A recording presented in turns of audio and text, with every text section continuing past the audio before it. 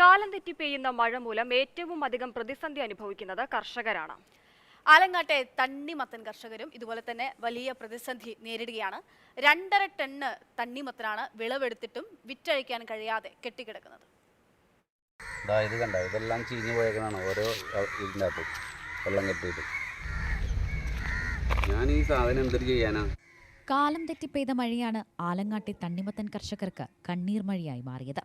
2.5 ടണ്ണോളം തണ്ണിമത്തനാണ് വിളവെടുത്തിട്ടും വിപണിയില്ലാതെ പാടത്ത് തന്നെ കെട്ടിക്കിടക്കുന്നത്. പൊട്ടുവെള്ളരി കൃഷിക്ക് പേരുകേട്ട പ്രദേശമാണ് ആലങ്ങാടും കരുമാലൂരും. അടുത്തിടെയാണ് ഇവിടുത്തെ കർഷകരെല്ലാം തണ്ണിമത്തൻ കൃഷിയിലേക്ക് തിരിഞ്ഞത്. യഥാസമയത്ത് തണ്ണിമത്തൻ വിളഞ്ഞെങ്കിലും മഴ ചതിച്ചു. പൊട്ടുവെള്ളരി അടക്കം നവംബറോടെ വിപണിയിലെത്തിക്കാൻ കഴിയും വിധമാണ് കൃഷി ചെയ്തത്. കൃത്യസമയത്ത് തന്നെ എല്ലാം പാകമാവുകയും ചെയ്തു. എന്നാൽ അന്നും കാലം തെറ്റി പെയ്ത മഴ വില്ലനായി. പിന്നീട് തണ്ണിമത്തനിലുണ്ടായിരുന്ന പ്രതീക്ഷയും അസ്തമിച്ചു.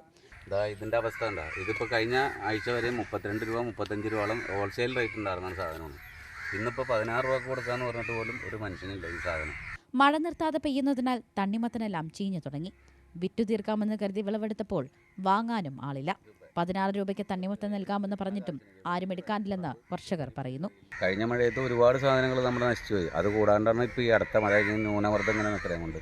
അപ്പോൾ ഇതെല്ലാം ഇത് പോയി കഴിഞ്ഞാൽ നമ്മൾ ബാങ്കിൻ്റെ ലോൺ എടുത്തിട്ടാണ് നമ്മൾ ഓരോ കാര്യങ്ങൾ ചെയ്യുന്നത്.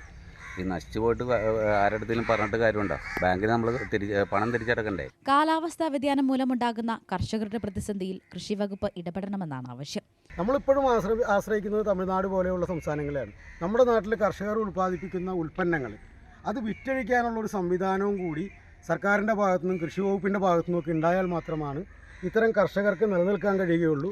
അവരുണ്ടായിരുന്നാലാണ് നമ്മുടെ നാട് നിലനിൽക്കുകയുള്ളൂ. മാതൃഭൂമി ന്യൂസ്, കൊച്ചി.